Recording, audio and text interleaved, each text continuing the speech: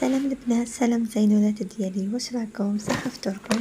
اليوم جيتكم بفطائر خفيفة، وهذه هي لاستيس دي دايما نستعملها، واللي هي اني ندفي الماء كما راكم تشوفوا، وفي قدرها نحط ملعقة كبيرة خميرة، ملعقة صغيرة سكر، وملعقتين طحين او فرينة، ومعهم عظمة. نمزجهم مع بعض، من بعد نغطي عليهم وشوية نجي نلقى الخميرة طلعت. من بعدها نضيف الكريم ليكيد، من بعدها نضيفو فنجان زيت، ومن بعد نضيفو الطحين على حسب القوام اللي احنا نحبوه.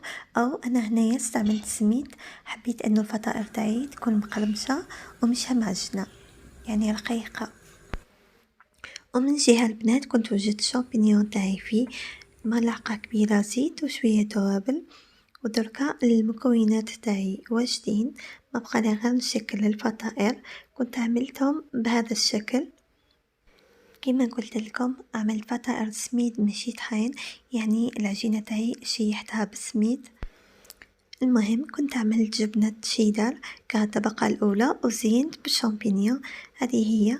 من بعد حطيت في الفرن مدة 10 أو 15 دقيقة من الأسفل، ومن بعد عاود شعلت 5 دقائق من الفوق، يعني غير باش يذوب لي هذاك الجبن.